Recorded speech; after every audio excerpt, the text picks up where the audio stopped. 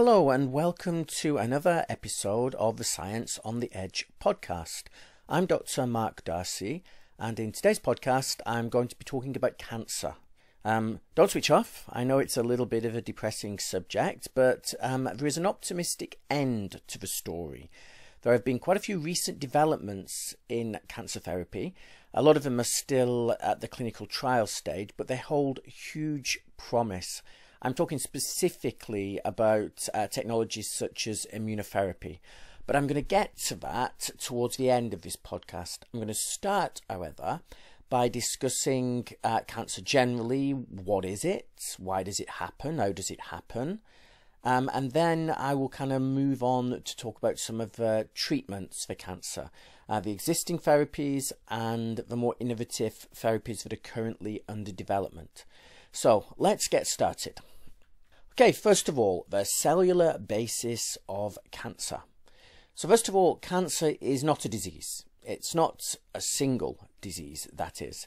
It's a collection of diseases characterized by abnormal and uncontrolled cell growth. So basically cells grow in an uncontrolled manner. That's basically what cancer is. So cancer arises from a loss of normal growth control. In normal tissues, the rates of new cell growth and old cell death are kept in balance. However, in cancer, the balance becomes disrupted for a variety of reasons, which I will get into. But generally speaking, the disruption can result from uncontrolled cell growth or, alternatively, loss of a cell's ability to undergo a process called apoptosis. Now, I'm not going to talk about apoptosis in any sort of depth in this podcast. If you're interested in apoptosis or cell death generally, then I suggest you check out an earlier podcast that I did, which covered all forms of cell death: apoptosis, necrosis, pyroptosis, necroptosis, etc. But I should summarize apoptosis just a little bit now, as it is quite relevant to the subject of cancer, but I'll do it briefly. So, what is apoptosis? Apoptosis is a process by which a cell voluntarily dies.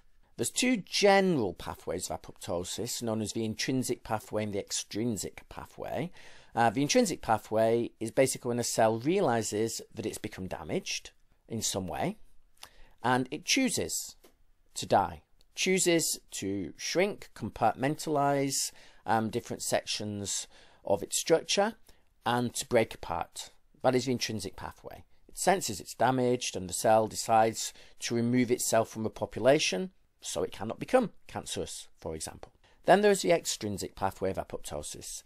The extrinsic pathway of apoptosis is when the cell itself doesn't realize it's damaged, however surrounding cells do notice that that cell is no longer viable. So, for example, cells of the immune system, such as the natural killer cells, they patrol the body, they check cells to see how healthy they are.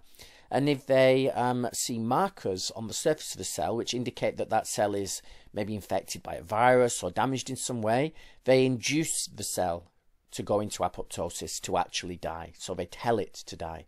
So intrinsic pathway, extrinsic pathway. Now, cancer can occur when a cell basically loses the ability to go into apoptosis. If a cell cannot go into apoptosis, then a damaged cell can remain in the population, and as a result it can become more damaged over time. More and more damage to its genetic program can eventually result in the cell becoming cancerous. Okay, so let's move on. So, cancer cells do not grow faster than normal cells. Rather, their growth is just uncontrolled. In any multicellular organism, such as a human, there is a constant rate of cellular proliferation. So cells are basically dividing. They're dividing to replace lost or damaged cells. An organism such as a human is constantly being subjected to all sorts of damaging compounds, radiation, heat, etc. from the environment, and as a result our cells are dying at a relatively constant rate. Throughout our tissues, our liver, our kidneys, our skin, cells are becoming damaged and they're dying, so they need to be replaced. So new cells are generated from, for example, stem cells, which is a kind of body of cells that we have throughout our body. They're kind of like a progenitor cell. They can grow, divide, and the daughter cell can differentiate to become a specific type of cell, such as a skin cell, liver cell, etc. So cells are lost, and when they are lost, new cells proliferate, differentiate, and replace them. And then these cells die as well. Now, the issue occurs when there is a disruption in the equilibrium of cellular genesis and death. So if the rate of proliferation is greater than the rate of differentiation and cell death, then cells will accumulate in the body or in a specific tissue. This is generically known as a tumour. A little lump of cells that grows and grows and grows. That's a tumour. So cancer can be thought to result from a disruption of cellular equilibrium. Now, there are different types of cancer. Again, you need to know a little bit about stem cells to get this next bit. My first ever podcast actually was all about stem cells, so might be worth checking out. But I'll give you a very brief overview of stem cells. Stem cells are the cells that, as I previously mentioned, exist in small populations throughout the body, and their purpose is to grow and divide to replace differentiated cells that are no longer viable, that have died. So we have stem cells, for example, in our bone marrow, known as hematopoietic stem cells. They grow, divide, and produce blood cells. So as our blood cells mature, become damaged and die, they're replaced via the stem cell population in the bone marrow. Okay, so stem cells are kind of undifferentiated, which means they have the potential to become different types of cells. Once they have divided, the daughter cells then differentiate. They lose this potential to become different types of cells, and they become a specific type of cell, such as a skin cell, blood cell, whatever. Okay, so the normal process by which we acquire new cells is a stem cell somewhere in our tissue will divide, and the daughter cell will slowly differentiate. And by differentiating, I mean certain genes will get switched on, certain genes will get switched off, which make the cell become a specific type of tissue, such as a skin cell or a liver cell, etc. And then the differentiated cell will go about its business until it becomes damaged or senescent, and then in many cases it will die. Some senescent cells don't die, they just stay in the tissue when they've become worn out and just kind of sit there. But I'm not going to talk about senescent cells right now. Many cells go into apoptosis when they're damaged, which means they are removed from the population and can therefore be replaced. So the normal process of cellular growth and differentiation starts with a stem cell, ends with a differentiated cell such as a skin cell or liver cell, then a cell may become senescent and die. Now, a grade 3 or a grade 4 malignancy is quite a severe form of cancer, and it results from a stem cell becoming cancerous. So a differentiated cell could become cancerous, so a cell that's already a skin cell or a liver cell, and that's not good. But what is generally worse is if an undifferentiated cell, such as a stem cell, becomes cancerous, because this undifferentiated cell already has a potential to be different types of tissue. It has more potency, more of an ability to perform different actions in the body and to migrate, etc., compared with a differentiated cell. A skin cell tends to stay in the skin, a muscle cell in the muscle. A stem cell, however, can in many cases migrate, which is not what you want in cancer. So if a stem cell mutates in such a way that it starts growing out of control, becoming cancerous, this is known as a grade 3 or a grade 4 malignancy. Now, that's one end of the spectrum. The other end of the spectrum is a benign tumour. Now, a benign tumour can originate if a differentiated cell mutates in some way. So a differentiated cell, such as, for example, a muscle cell, might become damaged, mutated in some way, and start growing out of control. However, if the mutation is slight, it might just cause that cell to grow and divide, but remain in essence a muscle cell or a skin cell or whatever it is, which means it's not going to, in all likelihood, migrate to other parts of the body. It's not going to metastasize, a term which I'll explain in more detail later. So the cells might grow, they might divide, they might form a lump, a tumour, but they'll stay local. This is known as a benign tumour. Benign tumours, they can be very dangerous, but in many cases they are much more safe than what we call a fully metastatic cancer, because they stay local. If they stay local, they can, in theory, depending on where they are, be removed from the body surgically, and that's the cancer gone. So, benign tumours, that's one end of the spectrum. Grade 3 or 4 malignancy is the other end of the spectrum. Grade 2 malignancy is somewhere in the middle. A grade 2 malignancy occurs when a stem cell divides and starts to differentiate and then mutates before it becomes fully differentiated. So it's not a totally undifferentiated stem cell. So basically it's not quite so dangerous as a grade 3 or 4 malignancy, but it's not totally differentiated, so it's not as safe, relatively safe, as a benign tumour. So a grade 2 malignancy is when the cell is partly differentiated, but not fully. That type of cancer can have some characteristics of the grade 3-4 malignancy and some of the benign tumour, somewhere in between basically. Okay, so invasion and metastasis. Abnormal cells proliferate and spread, metastasize to other parts of the body. So the spreading of cells to other parts of the body is known as metastasis. When a cancer first arises, it's going to be in one specific part of the body. And it may, if it's a benign tumour, stay in that particular part of the body. However, if the tumour has mutated in such a way, or it's of a particular type, then it may start to invade surrounding tissues and metastasize to other parts of the body. So, invasion is direct migration and penetration into neighbouring tissues. So, for example, you might have a tumour in one layer of the skin that then migrates into another layer of the skin. Metastasis, however, is when cancer cells penetrate into the lymphatic system, a network of tubes going throughout the body, or the blood vessels. Once a cancer cell gets into the lymphatic system or into blood vessels, it has a potential to very easily move to very disparate parts of the body, so it can move quite large distances, and you can then get secondary tumours in different parts of the body. It's a lot harder to treat cancer if it's metastasized, if there are multiple tumours throughout the body. So really, if you can catch cancer very early, before it metastasizes, before it invades and metastasizes to other parts of the body, the prognosis is much better.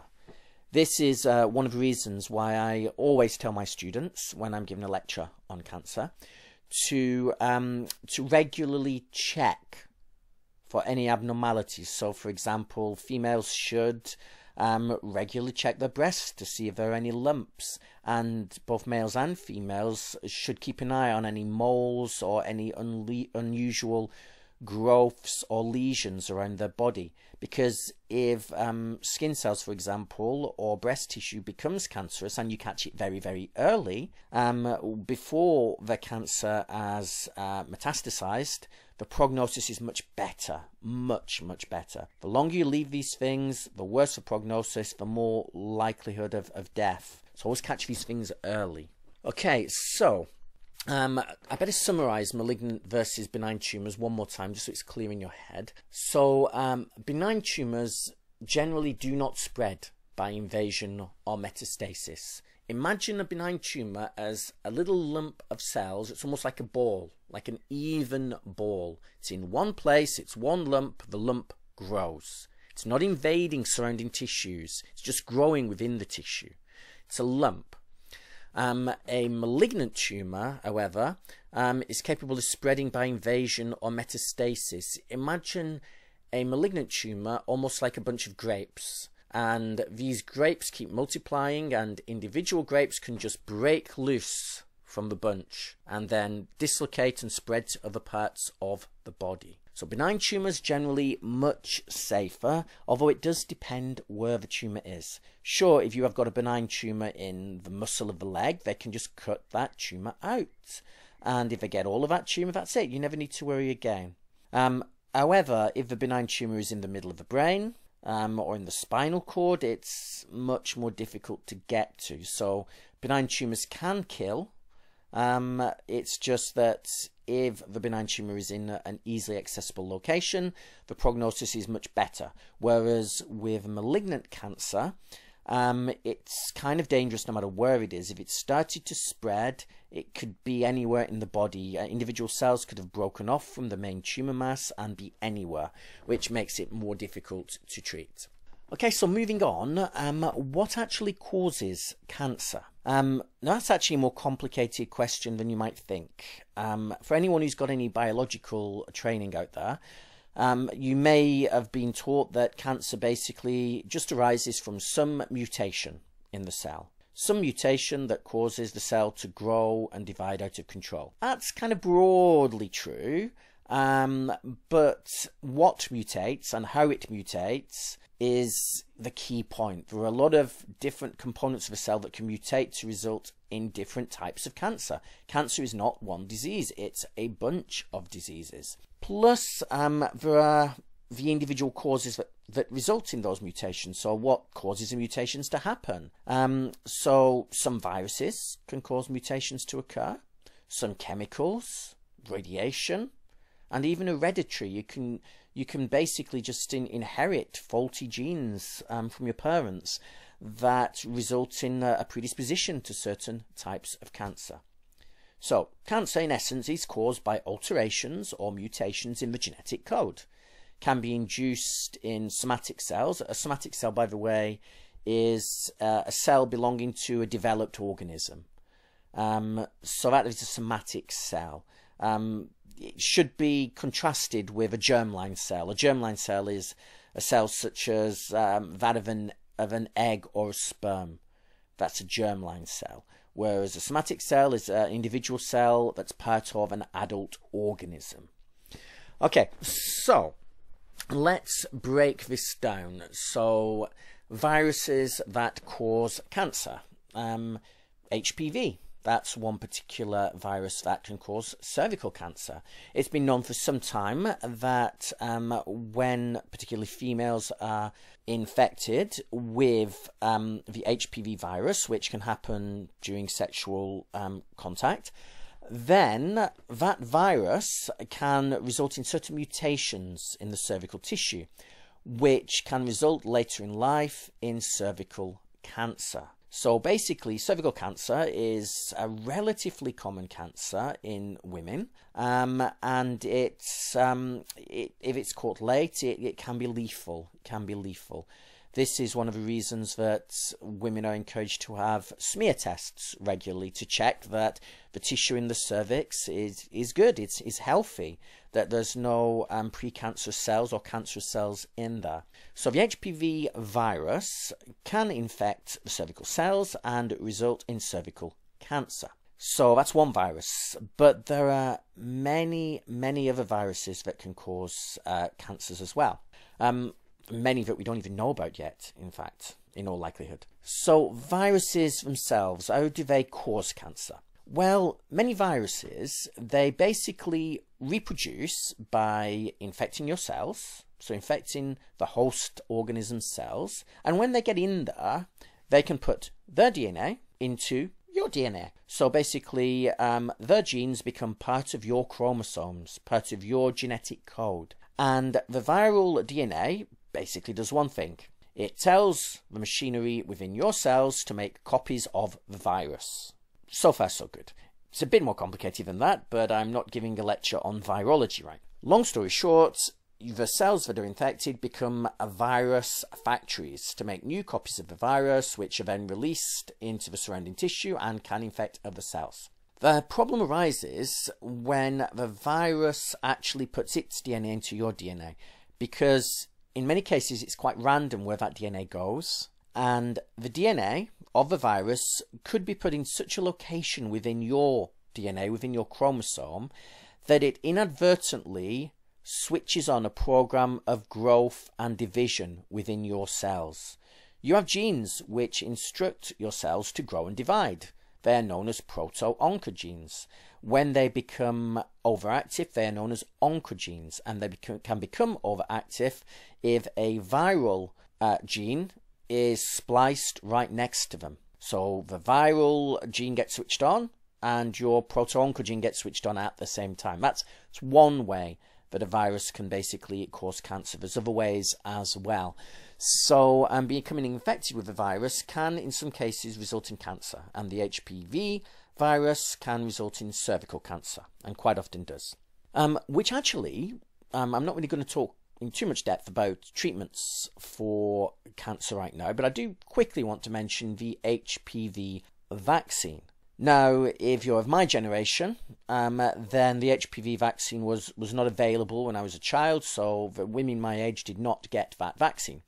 But if you're quite young, then in all likelihood, when you were at school, if you're a female, and if you're in certain countries such as the UK and the EU, parts of the USA, those sorts of places, then you likely received the HPV vaccine.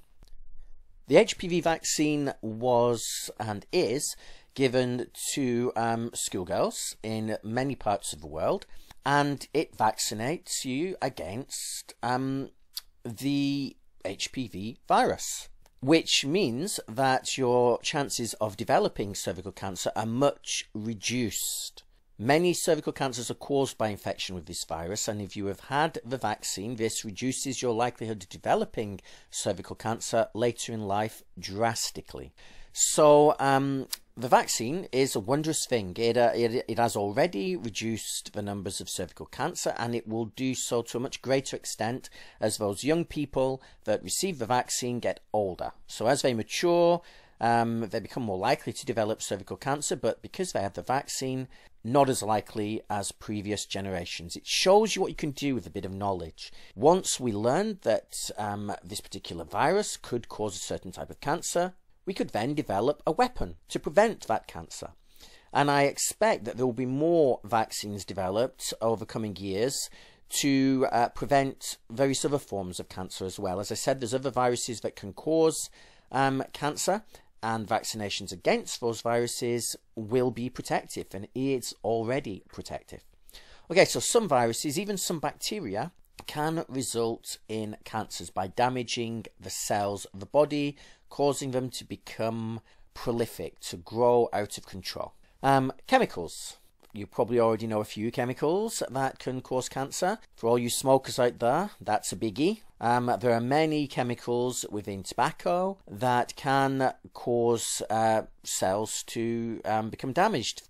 They can actually cause the DNA to mutate, and therefore result in uncontrolled growth of the cells. So tobacco contains many chemicals, many compounds that are carcinogenic. So for any smokers out there, give up. Really just give up. I know you're aware that smoking causes cancer, and you probably think, yes, I know that, but subconsciously you probably think, yes, but it won't be me. It won't be me. But everyone thinks they're special like that. Everyone thinks the bad thing won't happen to me, the good thing will happen to me. 1 in 2 people that smoke will probably die as a result of smoking. It will be some disease, whether it's cancer or heart disease or stroke, or that results from the chemicals within the tobacco. And it's as likely to be you, if you're a smoker, as any other smoker. So really give it up. It's difficult. Very difficult to give up smoking. By the way, I don't say this as an ex-smoker, so you might think, what do I know? Yes, I've never given up smoking because I never took up smoking, but I know a lot of people that have smoked and have given it up. I know it can be difficult, but the physical addiction of smoking is over in a couple of weeks. If you can just not smoke for a couple of weeks, your body no longer needs the nicotine. So if you can just get through those first couple of weeks, you should be okay. You should be okay. And then you get to live a longer and healthier life. And yes, I know there are 90-year-olds that have smoked their entire life and never got cancer. They're lucky. They have the right genes. They just were lucky that they didn't get the cancer. But that doesn't mean you're going to be lucky. Rant over, lecture over, that bit of a lecture anyway. But it's not just the chemicals in tobacco that can cause cancer. There are many other chemicals as well. The chemicals that you find in fossil fuels, for example. Breathing in car fumes is carcinogenic. And interestingly, it's something that we can do something about. I mean, in a few years' time, it's likely that we'll all be driving electric cars anyway, so that the risk of developing cancer from breathing in fossil fuels is likely to go down somewhat. However, at the moment, most cars are still petrol or diesel, so carcinogenic. But there's something you can do. If you're walking on the pavement, walk as far away from the road as you can. Just a metre of pavement between you and the road gives you a much reduced exposure to car fumes. A lot of the compounds that you get in car exhausts are quite heavy, so they don't make it very far before gravity takes over. So if you can just keep a bit of distance between yourself and the road, you can reduce the amounts of fossil fuels that you inhale. So there's car fumes. There's also barbecue. Barbecue is not good for you. If you regularly have barbecues, you're basically burning charcoal. You're burning charcoal, and there's a lot of carcinogenic chemicals in the fumes that are released. And these fumes you inhale, they get into your cells, they damage your DNA, they can result in uncontrolled growth and division of cells, so cancer. I know barbecue tastes nice, it really does, but it is not good for you. It really is not good for you. Okay, so I'm really I'm really taking all the joy out of life today, aren't I? Sorry about this. It does get a bit more cheery, this particular podcast, as we progress, I promise. Okay, so other chemicals. Well, I'm not going to list them all. There are many. There are many chemicals in the environment which can get into your body. They can damage your cells, well, damage the DNA within your cells and result in cancer. Many chemicals. And your body produces some of these chemicals itself. Just being alive generates carcinogens. You eat food, you breathe oxygen. There's a lot of metabolic activity which takes place within your cells using this oxygen, using the food, and a byproduct of this process are what we call free radicals, reactive oxygen species.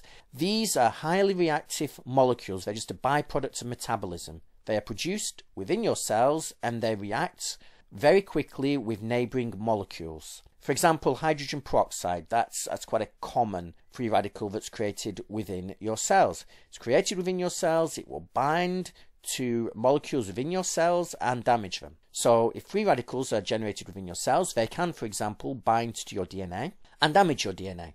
Damage your DNA in such a way that the cell starts to grow and divide out of control. There's not a whole lot you can do about that. In the past, some scientists thought there might be something you could do, which was namely taking antioxidants. Antioxidants such as vitamin C, vitamin E, they basically react with free radicals and neutralize them. That's kind of what antioxidants do. So you would think, and many scientists thought this in the past, that if you take lots of vitamin C, take lots of vitamin E, other antioxidants, that you would lower the amount of damage caused by the free radicals that your body is producing throughout your life. And you'd therefore live longer. That was a theory, made sense. It even worked a little bit in the lab. For example, if you take some skin cells from a human and you grow them in a lab, normal cells will only divide a certain number of times before they reach their limits. They wear out, they die. It's known as the Hayflick limit. So maybe you've got 35, 45 divisions before a cell will just stop dividing. Now, if you take those cells, grow them in culture, and put vitamin C on them, or vitamin E, other antioxidants, you can increase that Hayflick limit. So the cells will divide for longer before they become senescent, stop dividing. So in the lab, you make the cells live longer by treating with these antioxidants. Different in the human body, though. for all sorts of reasons. We're not just cells, we're organs, we're tissues, we're processes. If you take copious amounts of antioxidants, a couple of things happen. First of all, if you take lots of vitamin C, you're just going to pee it out. Vitamin C is water soluble, which means the more you take, the more of the vitamin C makes its way into your urine and gets peed out again. So it's in, it's out. So a lot of it's just removed. A lot of the antioxidants also just don't make it into your cells. They might get into your bloodstream, but not into your cells themselves. And that's where they need to be if they're going to react with free radicals. And next, and this is something that a lot of people don't really think about, free radicals are actually needed. Reactive oxygen species are needed in the body.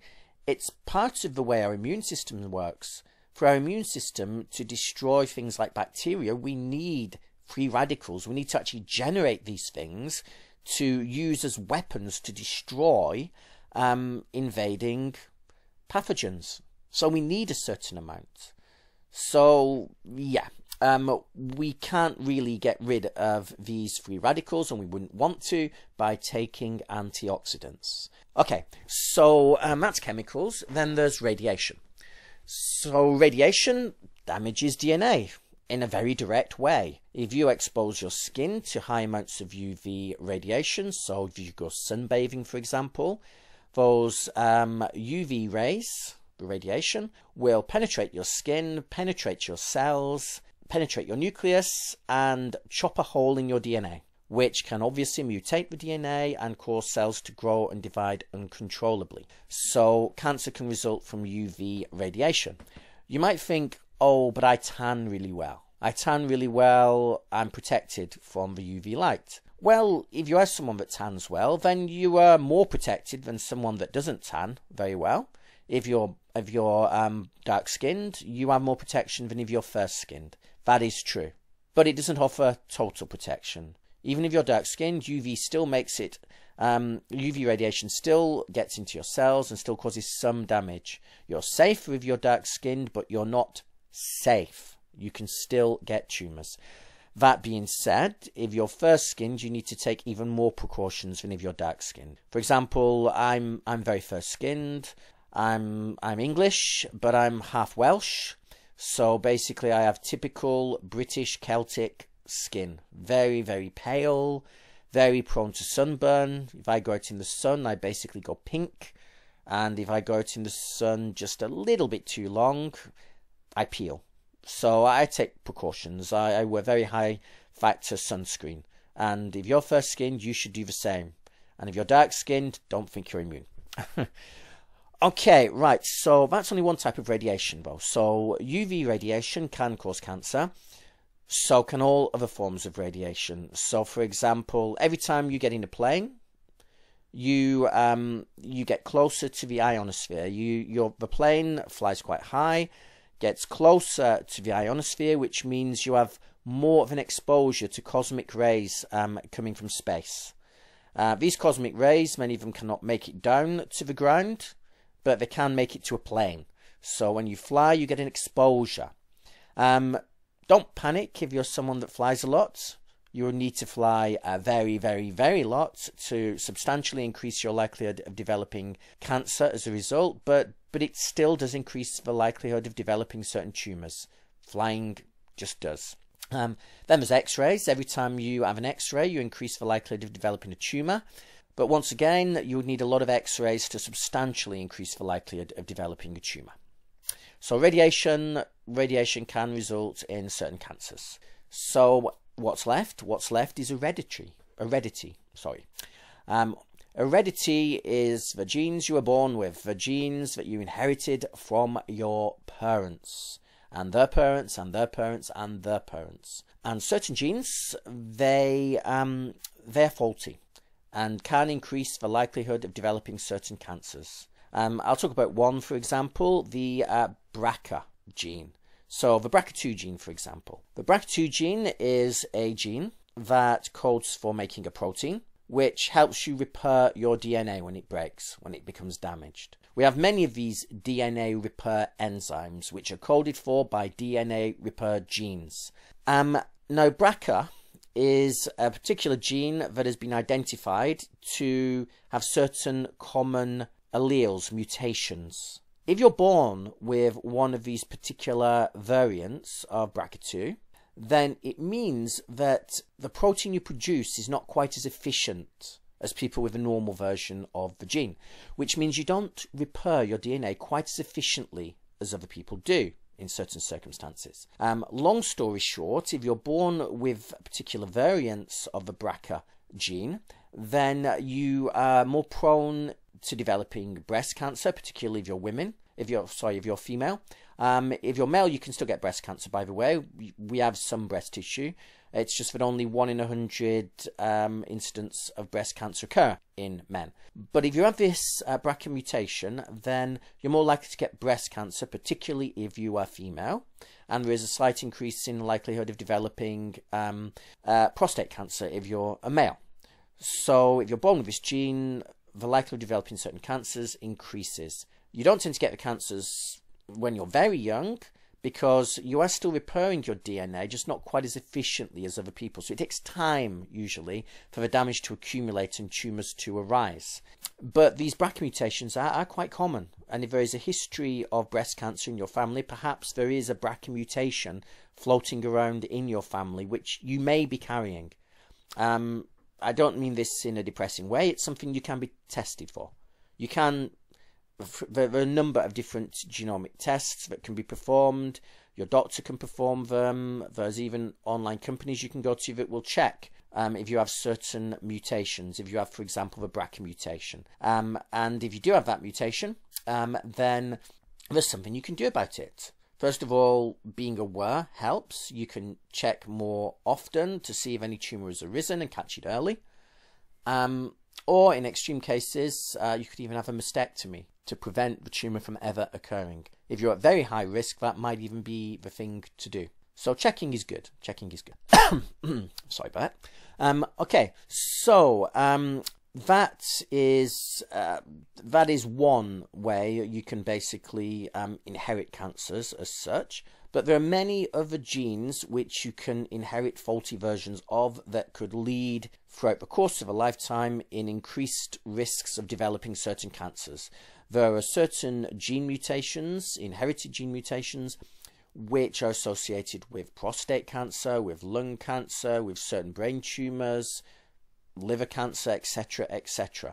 And more of them can be tested for preemptively. And perhaps in the future, when genetic engineering improves, we may even be able to fix those mutations before cancer ever develops. That's something for the future, but the future is approaching fast. I suggest you listen to my genetic engineering podcast if you'd like to know more about that particular topic.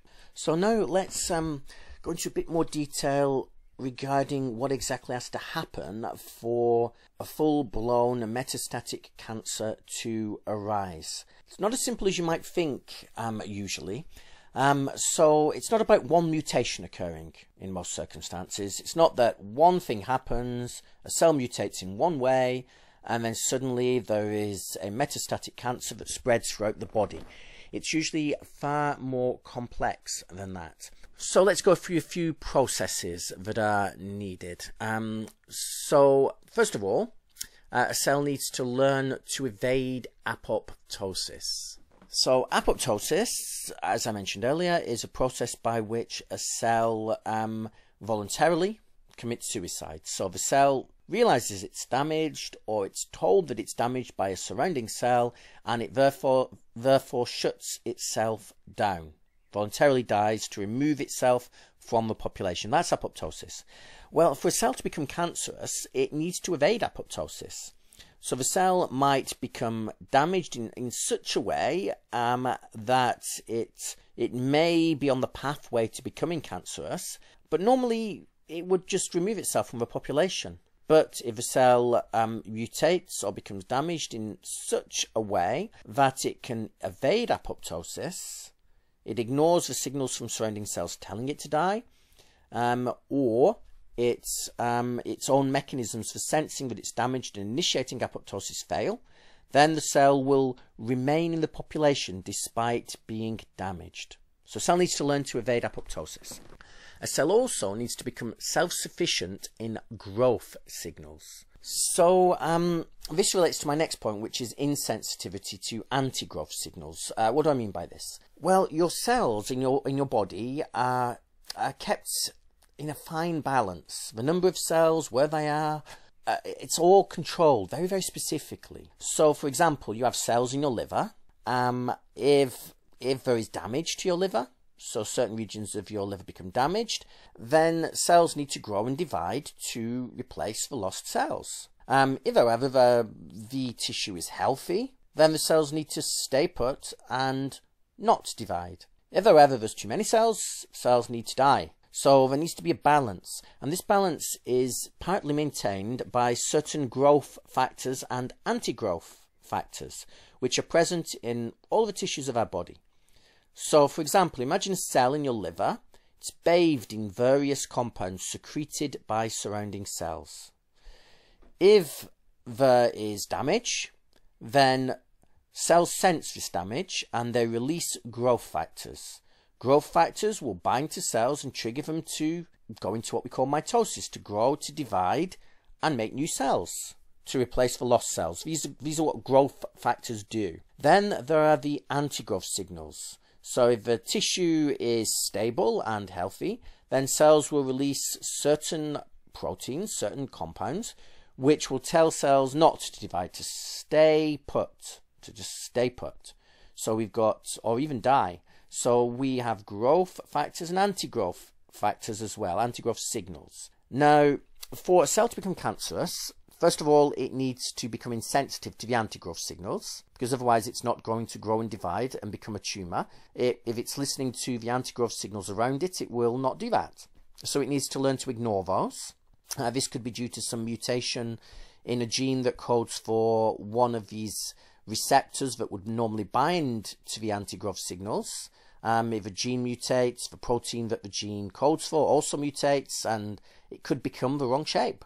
If it's the wrong shape, it will not bind to these anti-growth signals, so the cell will not respond to them. But that's not enough. The cell needs to also become sufficient in its own growth signals.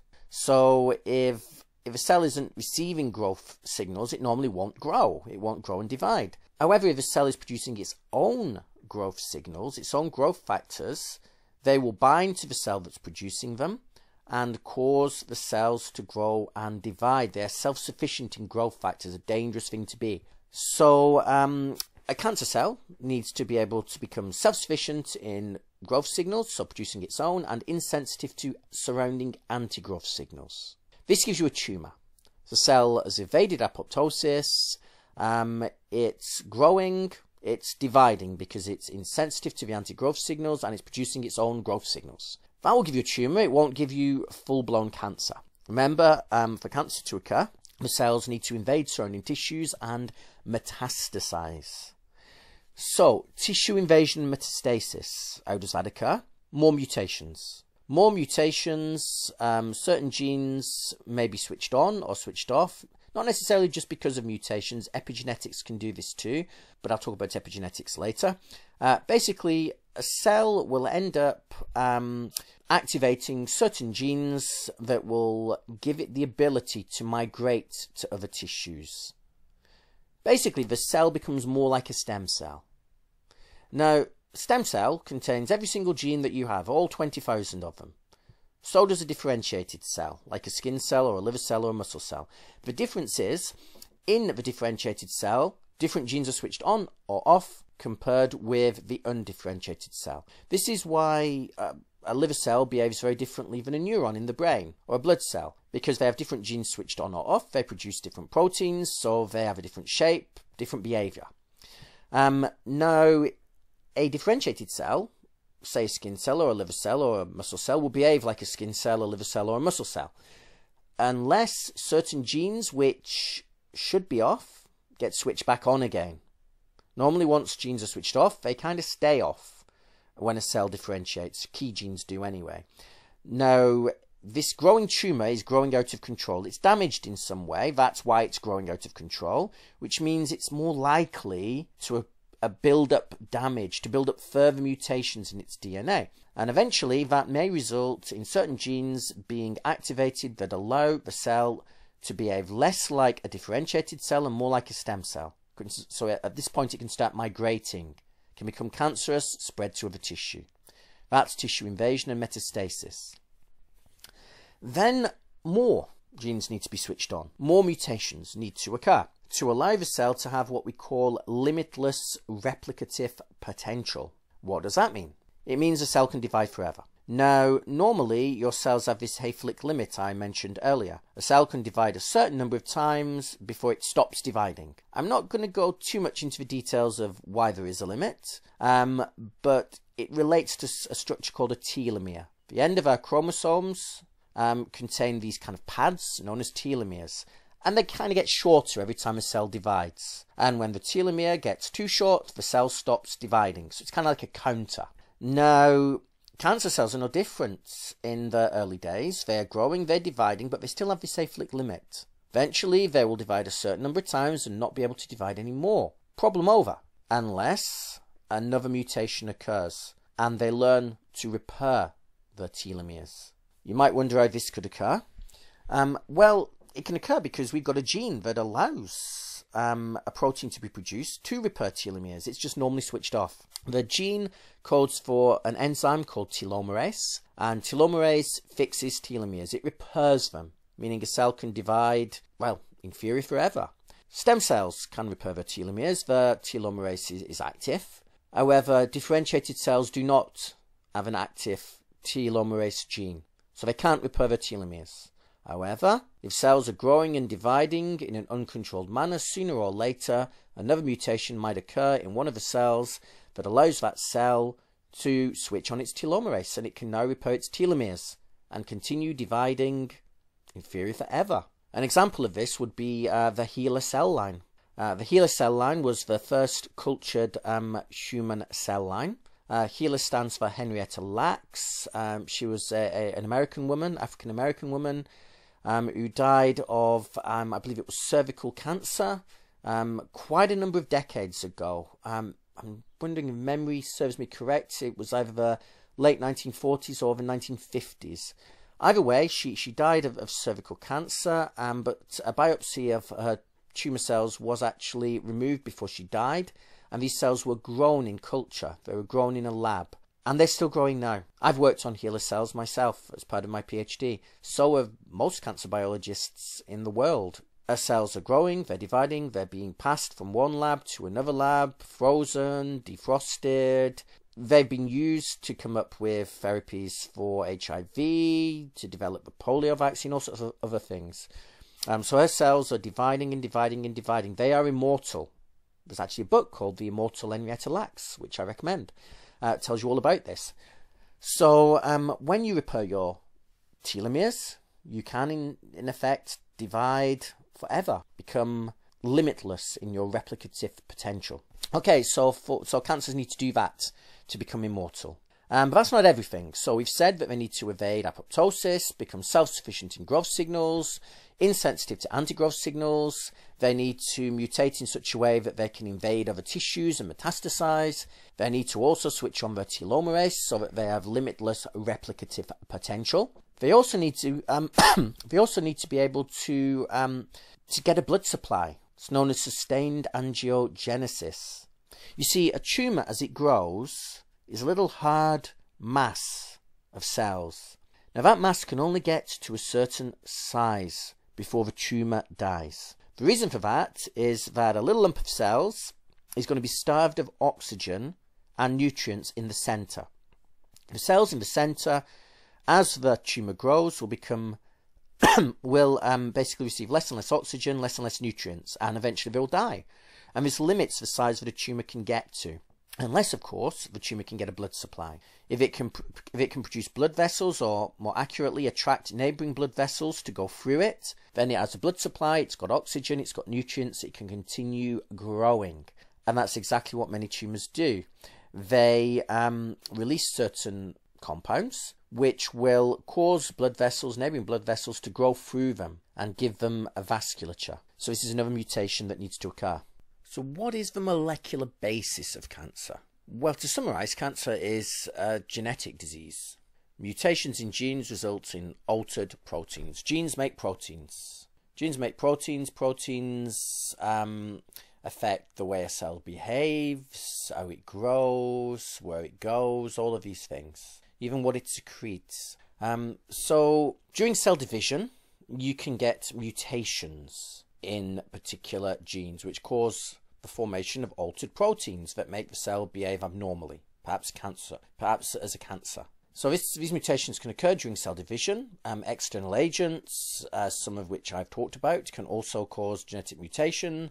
Random events can also cause a mutation of genes. Most cancers result from mutations in somatic cells. That's cells that exist in a fully developed organism. Some cancers, however, are caused by mutations in germline cells. So, for example, if there's a mutation in a gene that's present in a sperm or an egg, then that mutation will therefore be carried into every single cell of a developing organism.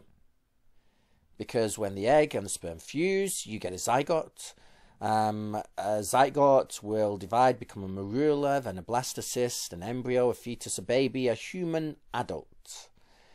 And because all of the cells in the adult organism originated from one sperm and one egg, if a mutation occurs in the DNA of the sperm or the egg, that mutation will be present in every single cell of the body.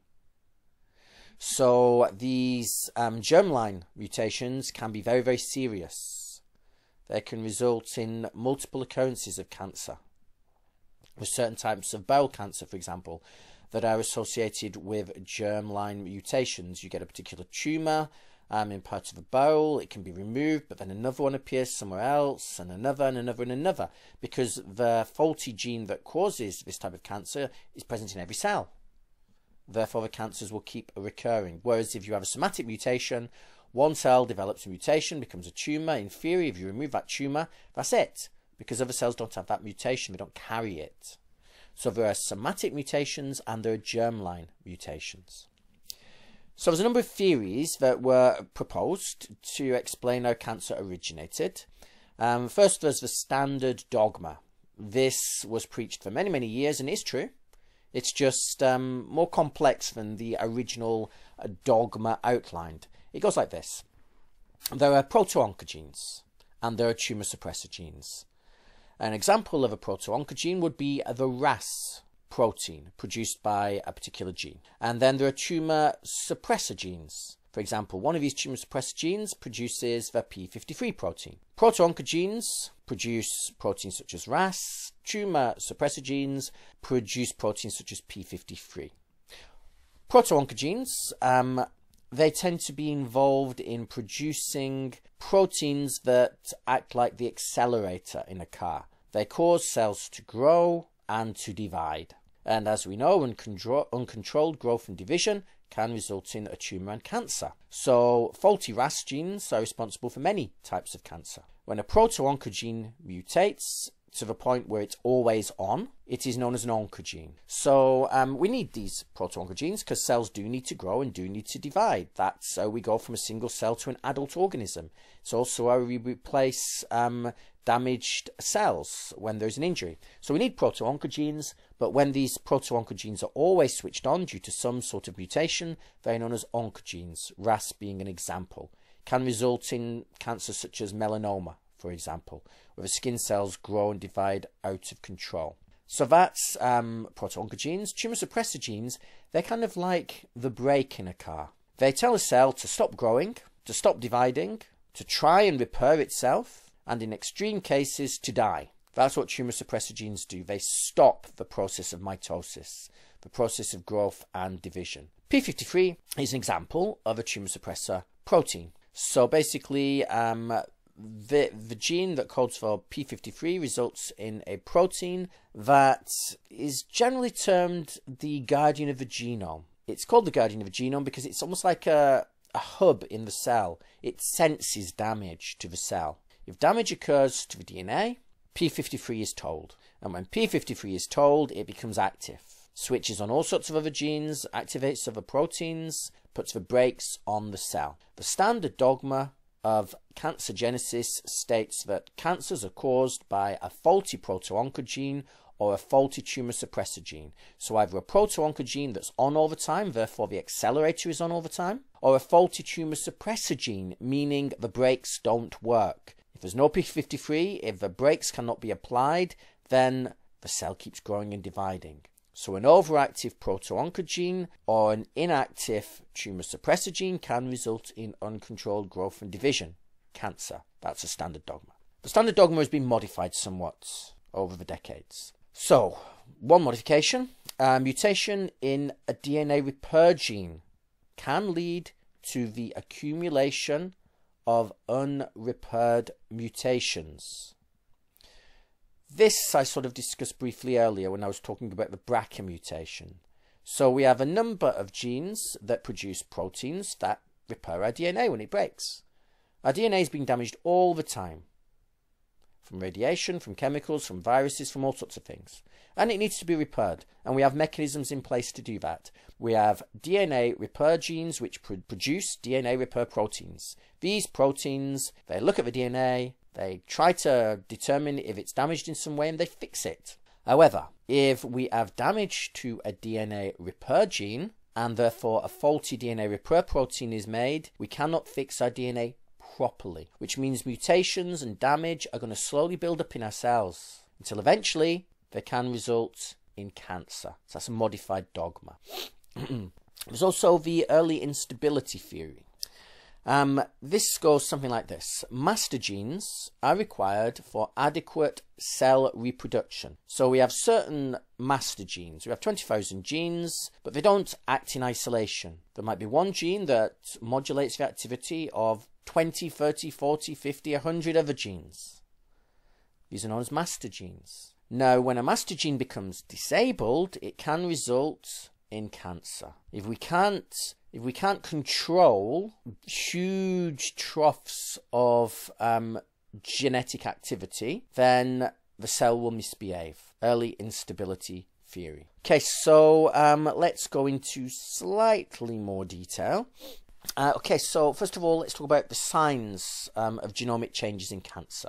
How do we know that cells are cancerous other than the noticeable presence of a tumour? Well, first of all, changes in chromosome numbers are a typical sign of cancer. So if you take some cells and you look at the chromosomes, you can identify chromosomes under the microscope and using various staining techniques. There should just be 23 pairs of chromosomes. We have 46 chromosomes, 23 from your mother, 23 from your father. Cancers quite often are what we call aneuploid. They have multiple copies of chromosomes, so instead of 46, there may be more. Now, if we have multiple copies of chromosomes, the cell is not going to behave normally. It's a sign of cancer. It's quite a common sign of cancer. Then there are chromosomal changes, so increasing DNA copy number. So certain regions of DNA might be copied, so multiple copies of genes, for example. You might have multiple copies of a single gene. For example, imagine you have 2 copies of a particular oncogene, or 4 copies, or 6 copies. It's as if you've got more power on that accelerator. The cell's more likely to grow and divide out of control.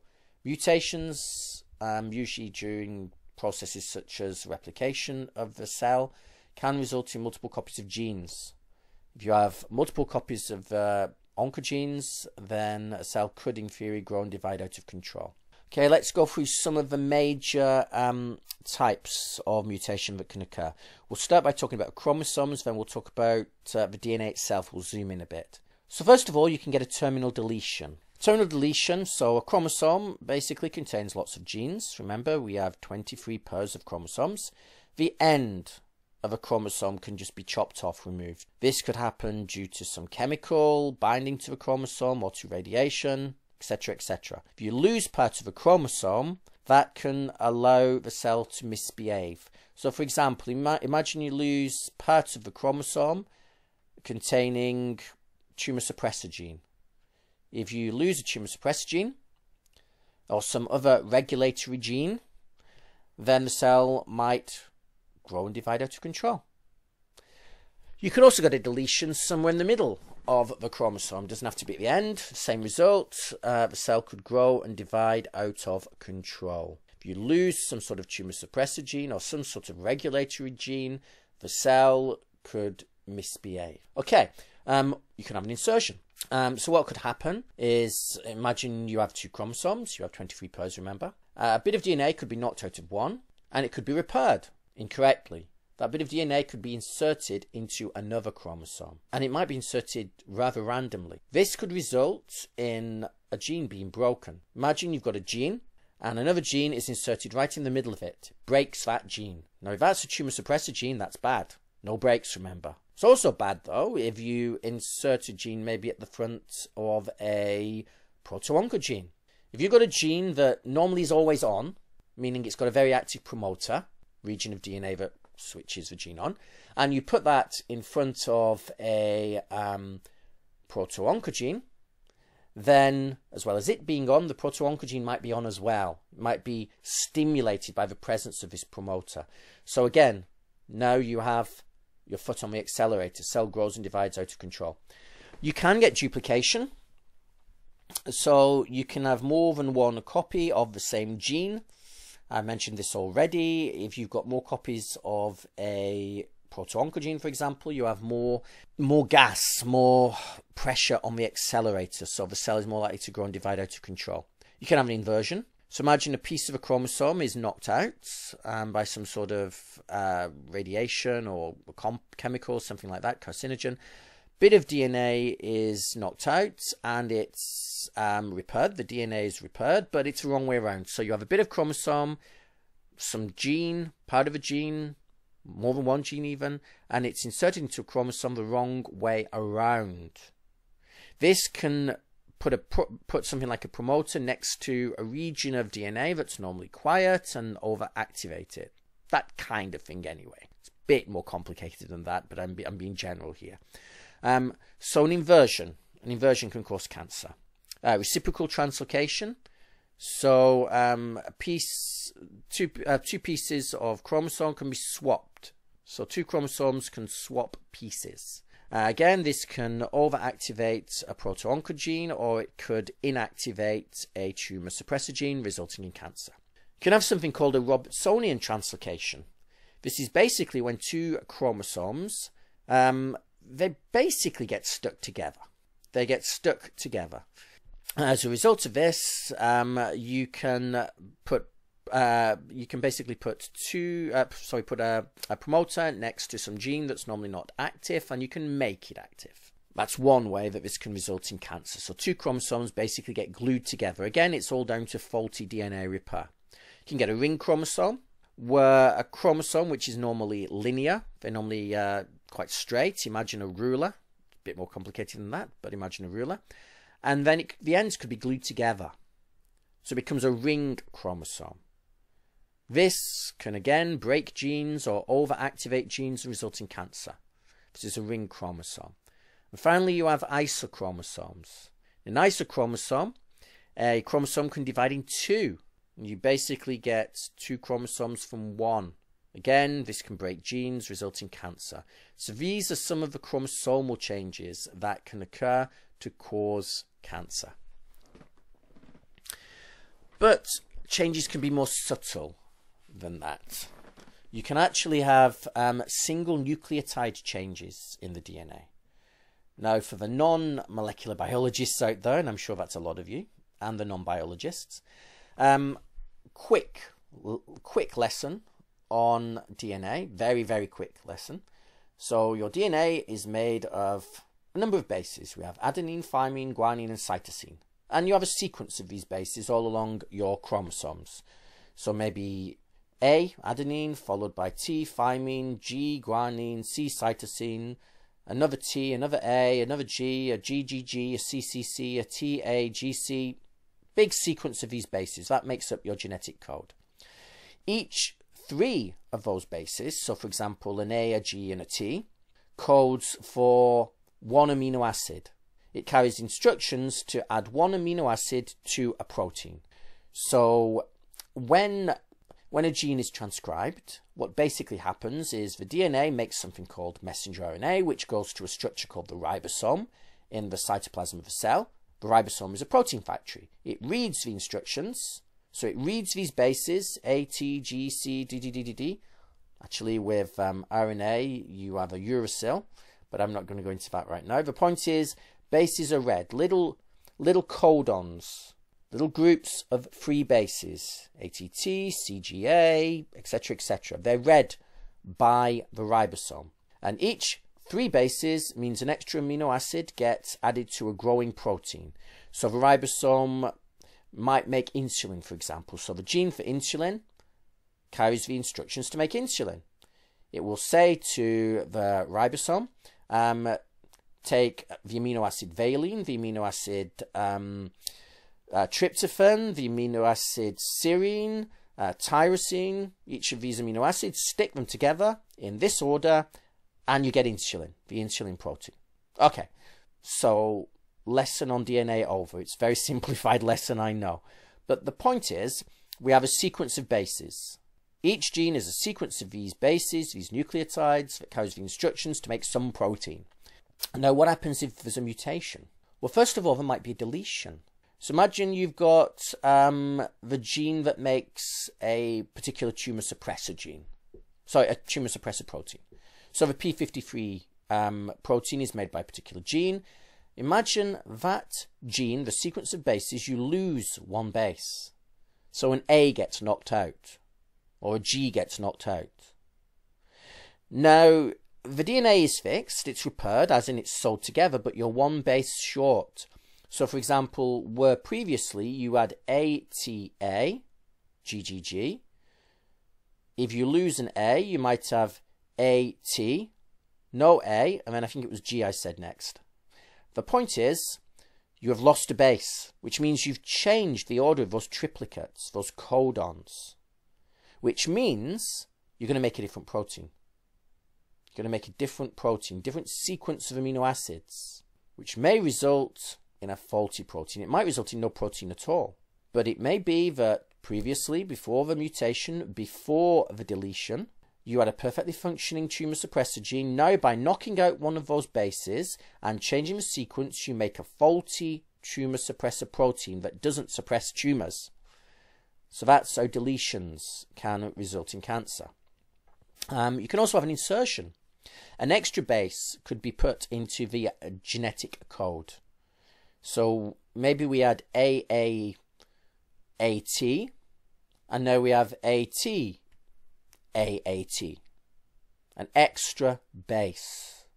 Now, if you get one of these insertions, again, that's going to change the sequence of the bases, which means you're going to get different amino acids being produced. The triplicate is different. If you get different amino acids being produced, you get a different protein, same result. You may end up with a faulty protein that doesn't do its job correctly and can result in cancer. This is an insertion. You can also get what we call a substitution. This is where one base gets replaced by another. So an A just gets knocked out and another base is put where it should be, but maybe it's not an A anymore. Maybe it's a T, maybe it's a G, maybe it's a C. You've got another base put in there, basically. Now, this could be silent because you're only going to change one amino acid. You're not going to change every amino acid afterwards the way you would with an insertion or a deletion. So only one amino acid is going to be changed. And that could give you what we call a silent mutation, meaning that if the amino acid isn't so important, the protein might behave exactly as it did before. Or it could make a subtle difference in the structure of the protein. Could be silent, might not be. That is a substitution. I'm now going to talk about epigenetics very briefly. At some point, I'm probably going to give a podcast on epigenetics. Where I'll go into more detail, but I'm now going to talk about epigenetics in relation to cancer. So, very brief overview of epigenetics. There is a genome, which is the sequence of bases within chromosomes. So, the sequence of A's, T's, C's, and G's. That's our genome. All of our genomes are slightly different. Genes are slightly different in the sequence, which means the proteins that are produced are slightly different. That's our genome.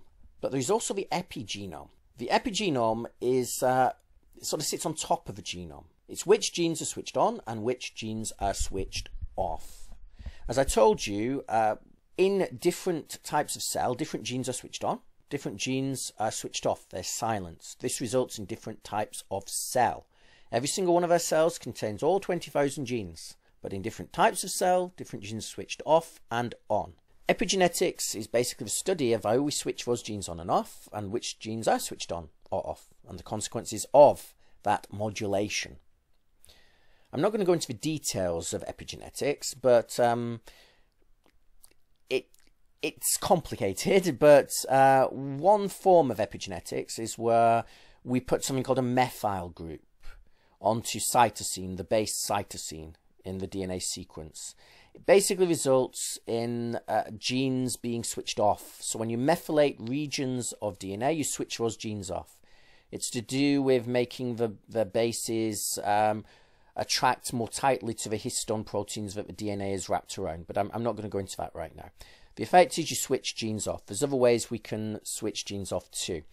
Now, cancer can result in from epigenetic changes. So, perhaps you have two identical twins. One gets cancer, one doesn't get cancer. That could be the result of some mutation. That means that one twin has a slightly different version of a gene than the other twin.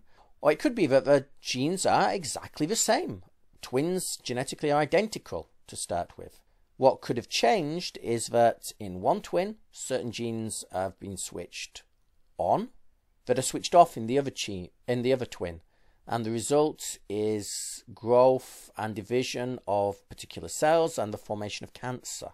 So genes can be switched on or off, and that can result in cancer regardless of any mutation. The genes may be perfectly fine in terms of the sequence, no mutation at all, but because the incorrect genes are switched on or off in certain cells, it could result in cancer. What causes these epigenetic changes? Again, many things. So chemicals in the environment, for example, can result in certain genes being switched off that should be on, or on that should be off. Even things like stress in life can modulate which genes are switched on or off. This goes part way to explaining why identical twins don't tend to be identical. Identical twins arose from the same single cell. They are genetically identical. They have all the same genes, the same sequence of bases. Yet, quite often, you get one twin that's taller than the other, shorter than the other. One might be gay, one might be straight, one might have a different IQ than the other. One may have certain psychiatric disorders that the other doesn't have, etc., etc., etc. There could be all sorts of variation between identical twins, even from a very young age, despite being brought up in the same family, having the same genetic makeup, eating the same food. The reason for this is because their environment is never exactly identical. Even in the womb, the two twins are not in the same place. One will be higher than the other, for example, which means the different twins are going to be exposed to different amounts of nutrients from the mother. One twin can, in some cases, take more nutrients from the mother than the other twin does. And this can result, these differences in nutrient levels and hormonal levels can result in different genes being switched on and off in the two twins, even at such an early age. And this can result in differences between the twins throughout life, and that can include susceptibility to cancer. So let's talk now a little bit about tumour progression, very briefly. As I stated earlier, it takes multiple mutations before many cancers develop, become metastatic. Let's talk about that process in colonic cancer, particular form of colonic cancer. So a number of genetic changes will build up, and this will gradually result in colonic cancer. So first of all, the colon, that's part of the large intestine. You start off with normal, healthy epithelial cells. These are the cells that line the colon. Then a mutation occurs, some sort of mutation. This can result in the loss of a tumour suppressor gene, for example, the APC gene or some other tumour suppressor gene. This results in a small benign growth known as a polyp, just a small tumour, small polyp. And this is all we get to start with. Still at a very treatable stage right now. Next, you get activation of some sort of oncogene. So, for example, the RAS oncogene. Now remember, the oncogenes are the accelerator. So now the cells start to grow and divide a little bit quicker, a little bit faster. You may then get the loss of another tumour suppressor gene, for example the DCC gene. Now you have a larger benign growth known as an adenoma. So we've gone from polyp to adenoma. Small polyp to an adenoma. A larger tumour. Still benign though. Then another tumour suppressor gene may become affected, become mutated in some way. For example, the p53 gene. There are problems with p53 in many tumours. So, remember p53, guardian of the genome. So some sort of damage that loses p53 function. This rapidly leads to many more mutations because remember the p53 protein is the guardian of the genome. It stops growth, it allows the cell to repair itself. Without p53, damage can accumulate quite rapidly. At which point you can end up with a malignant tumour known as a carcinoma. So we've gone from normal epithelial cells to polyp to adenoma to carcinoma. Carcinoma is metastatic cancer that can now invade neighbouring tissue and metastasize to other parts of the body. This is cancer. Okay, so I think I've covered, in a very general sense, how cancer originates and how it develops. Now let's talk a little bit about some treatments for cancer. So at the moment, treatments aren't great, unfortunately. We are dealing with a legacy of quite inaccurate cancer therapies. It's not the fault of the doctors or the scientists, it's just the best that we have. Cancer is difficult to treat because cancer is basically your own cells behaving incorrectly. That's what it is. It's your own cells doing things that they shouldn't, growing and dividing out of control. And because it's your own cells, any drug that we give you to try and destroy those cancer cells is probably going to have an effect on the rest of your healthy cells too. That's the issue. Chemotherapy drugs, they attack usually any rapidly dividing cell, which means they're going to be very selective at attacking and killing cancer cells because they are growing and dividing in an uncontrolled way. But there are other cells in our body that are growing and dividing quite quickly too. For example, the cells in your skin. Your skin is constantly regenerating. The cells that line your intestine and your gut generally. These cells are growing and dividing quite rapidly. So if you give someone a drug which is going to destroy rapidly growing cells, then the cells of the skin and the cells of the bowel are also going to be damaged, which results in a lot of the characteristic phenotype of chemotherapy patients. For example, you tend to get lesions on the skin. They tend to have bowel problems. Also, the hair drops out because the follicles are again growing new hair very rapidly dividing cells, so they will die too. And that can be a very dangerous thing. If the chemotherapy drugs are too effective at killing the cells that line a patient's guts, for example, then the patient can die as a result of the chemotherapy. So a lot of these drugs, for example doxorubicin, they basically destroy rapidly dividing cells. And a lot of chemotherapy drugs, I won't go into the details of them all, they do the same thing. They attack rapidly dividing cells, they destroy them, and that causes all sorts of side effects because many cells in your body are growing and dividing, and it can result in some quite severe side effects and may not even kill the cancer because cancer cells are constantly mutating, so they can become immune to certain chemotherapy drugs as more mutations accumulate. So it's very difficult to treat cancer with chemotherapy.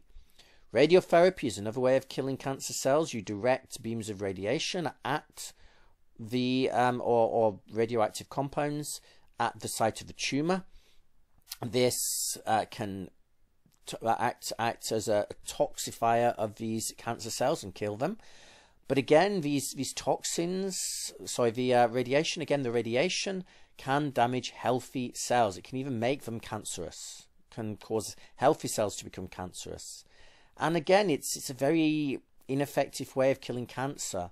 It's like trying to kill a terrorist in a city by blowing the city up. it's not very effective. So we have chemotherapies, we have radiotherapies, surgery. Obviously, if you can get the whole tumor out using surgery, then that's good too. But this is basically what we have. We also have various drugs which are more subtle than the general chemotherapy drugs or radiation, but we don't have a lot. We don't have a lot on the market. I'm not going to spend really any time talking about the existing drugs. I might do that in a future podcast. What I am going to talk about is the new therapies, specifically immunotherapy, that's under development now. It shows real potential for treating cancers in the future. A lot of immunotherapies are still at the clinical trial stage or even the laboratory phase, but some are actually making it out there into actual clinical settings. And they show huge potential. So let's start by describing what immunotherapy actually is. So cancer immunotherapy is also known as immuno-oncology, and it's a form of cancer treatment that uses your own immune system to prevent or target, control, or even eliminate cancers. Immunotherapy can basically train the immune system to recognize specific cancer cells and target them. So cancer cells are subtly different than the rest of your cells. They'll have certain markers on their surface, certain proteins that identify them as a little bit different than normal healthy cells. And you can train a patient's immune system to recognize these cancer cells and attack them. So immunotherapy can boost the immune cells to help them eliminate cancers. It can also provide the body with certain components to enhance the immune response. So certain immunotherapies can provide compounds, cytokines, other naturally occurring proteins to the patient to strengthen up their immune system and make their immune system more likely to identify and attack the cancer. There's a number of different forms of immunotherapy, cancer immunotherapy, such as targeted antibodies, antibodies that are specific for the cancer cells. Cancer vaccines can actually vaccinate against cancer. I mentioned this already with the HPV vaccine to vaccinate against cervical cancer. You can have tumor infecting viruses. So viruses can be used to actually infect tumor cells and kill them. There's checkpoint inhibitors. I'll talk about that later. Cytokines, various adjuvants. I'll talk about all these things shortly. Immunotherapies are basically a form of biotherapy, biological therapy, rather than chemotherapy, chemical therapy, or radiotherapy, therapy with radiation. They use materials from living organisms to fight disease. And some immunotherapy treatments can even use genetic engineering to enhance the immune cells' capacities to make them more capable of actually attacking cancer cells. A lot of immunotherapy treatments are used for preventing, managing, or treating several different types of cancer. Some of them are quite generic, and they can be used in combination with radiotherapy, chemotherapy, surgery, and various other methods of treating cancers. So you can make combined therapies where immunotherapy could be just one component of the general patient regime. So the immune system is precise. That's why it's such a useful system to use to fight cancers. If you can train an immune system to target cancer cells, then it's likely to be accurate. The immune system can also adapt continuously and dynamically. It's very changeable. It's very flexible. As a result, it can be used to adapt as the cancer cells adapt. As they mutate, the immune system can adapt to continue fighting the cancer. One other advantage of using immunotherapy, or specifically immune cells to fight cancer, is that certain immune cells have got what we call a memory. So they can fight the cancer and then stay dormant in the body, and if the cancer arises again, they can become reactivated. They'll remember the cancer and attack it again.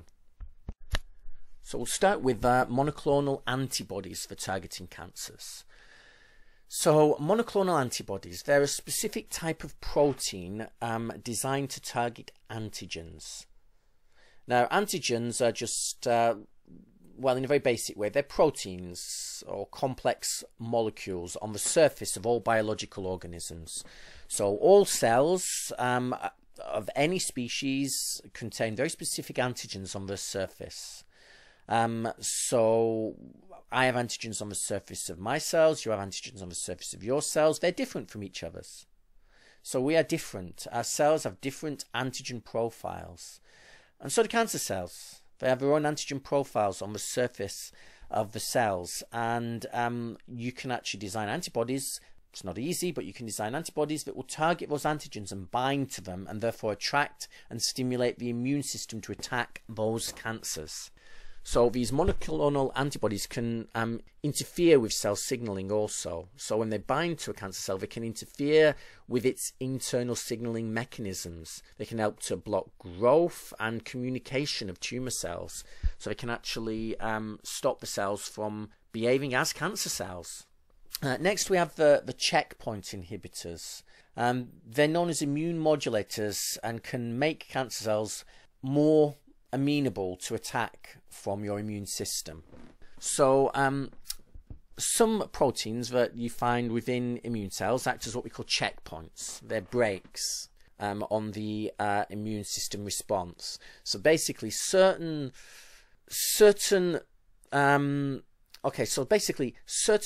cancer cells can basically inhibit the immune system, so the immune system doesn't really attack those cancer cells. There are drugs, immunotherapy drugs, known as checkpoint inhibitors, and they can be used to sort of take the foot off the brake and allow the immune system to become active and attack the cancer.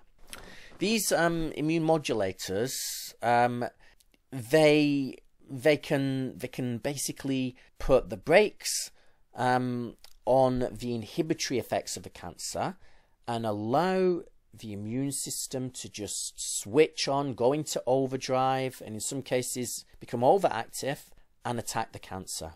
Again, these drugs can be used in combination with chemotherapy, other immunotherapy drugs, and even radiotherapy. Then there's the vaccines, which I've already discussed in relation to HPV, human papillomavirus. So certain vaccines can be designed that will trigger the immune system to recognize and attack certain markers or antigens that are present on or in cancer cells. Unlike preventative vaccines such as the HPV, this specific type of vaccine will attack existing cancer cells. So HPV prevents you from getting cancer by defending the cells against viruses, but these therapeutic cancer vaccines, unlike the preventative ones, they will actually attack and they will help you destroy cancer cells that are already there. There are different types of therapeutic cancer vaccines. Some are made of individual proteins, others are made of whole cells. There's one type which is made of antigen-presenting cells called dendritic cells. These are cells which present antigens to your immune cells. So you can take these cells and they can present antigens that are present in cancer cells to other cells in your immune system, and therefore stimulate those immune cells to start attacking specifically those antigens, and therefore attack the cancer cells. Cancer vaccines do require additional substances called adjuvants for optimal effectiveness. I'll talk about adjuvants a little bit later. Okay, now let's talk about the viruses and how we can actually use viruses as a way to fight cancer. So these are known as oncolytic viruses. Lysis basically means to break something apart, to split something. Onco for cancer, so oncolytic viruses are viruses that destroy cancer cells. So oncolytic virus immunotherapy can use a modified virus that causes tumor cells to self-destruct and activate a greater immune response. So how does that work? Oncolytic viruses are viruses that directly kill, they lyse cancer cells and activate other cells of the immune system, such as the dendritic cells I discussed previously, and also a type of cell called T cells. T cells are a key component of the immune system. This results in the elimination of cancer throughout the body. These oncolytic viruses can, in some cases, be modified to produce immune-stimulating chemicals or to make them more specific for cancer cells. So oncolytic virus immunotherapies are often combined with other types of immunotherapies also, or they might be combined with radiotherapy or chemotherapy. Adoptive T cell transfer. Getting a little bit more complicated now. I won't go into too much detail with this, but adoptive T cell transfer can enhance the natural cancer fighting ability of your body's own T cells. So your T cells can fight cancer. For example, you've got natural killer cells, a form of T cell known as a cytotoxic T cell, which recognizes when a cell is damaged in some way or cancerous and causes it to go into apoptosis. Now, many cancers learn to evade these natural killer cells, these T cells, but we can enhance the power of these T cells. So adoptive T cell transfer is an anti-cancer approach that enhances the natural cancer fighting ability of the T cells by actually taking T cells from a patient's immune system. So you take blood from the patient, you separate the T cells, you grow them in cell culture, you modify them in some way, and then you re-implant them back into the patient. There's three types or three different approaches to this kind of adoptive T cell transfer. T cells can be collected from a sample of a patient's tumour. That's one way. There's usually some T cell infiltration into tumours, and they can be multiplied in the lab, so they can be grown in culture. T cells can be taken out of the body and modified genetically to attack certain antigens on cancer cells, and then again re-implanted into the body. T cells can also be taken out of the body and equipped with special receptors called chimeric antigen receptors, CARs. When these are then reinfused back into the patients, these CAR T cells recognize and attack cancer cells. Next we have cytokines. Cytokines are kind of like molecular messengers.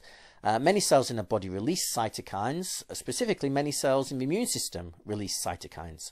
For example, we have inflammatory cytokines, compounds which are released from cells and stimulate the inflammation reaction when we become infected by some pathogen. Now, cytokines can help your immune system to recognize and to destroy cancer cells. So how do they do this? So they can help control the growth and activity of immune system cells as well as blood cells. Many cytokines stimulate the immune system. So types of cytokines include interleukins, which help immune cells to grow and divide more quickly, and interferons. These boost the ability of immune cells to attack cancer cells. Now let's talk about these adjuvant immunotherapies that I have hinted at once or twice throughout this podcast. So adjuvant immunotherapies help produce a greater immune response. These adjuvant therapies are basically, they contain substances. These substances are either used by themselves or they're combined with other immunotherapies, and they boost the immune response. They can improve responses to therapeutic cancer vaccines that might require the work of T cells or various other immune cells like dendritic cells. Some immunotherapies, some adjuvant immunotherapies, also use ligands. These are binding molecules on the surface of cells or even floating loose outside the cell. These ligand molecules can bind to protein receptors to boost the immune responses, which can obviously help the body to recognize cancer cells and to attack them. Now, I could talk a little bit more about immunotherapies, but I think you get the general idea. And I could also talk a little bit more about chemotherapies and perhaps even discuss what we call the smart bullets, which are basically modified proteins and other compounds which will actually bind to faulty proteins, faulty oncogene proteins, and inactivate them. But I've been talking for a couple of hours now, so I think I might save that for another podcast. So I'm going to finish for now. I hope you've enjoyed the podcast. If you have enjoyed the podcast, then you can find out a little bit more by either following me on Twitter. My handle is at Mark of the D. That's MarkOfthe capital D. I can say some quite controversial things on Twitter. I'm just warning you in advance. You can also visit my website, scienceontheedge.com. It's still under development. I need to do a bit more work on it. But you'll find a bit of information there, more information once I put a bit more work into the site. And also, if you want to support the podcast, I'm basically just doing this in my spare time.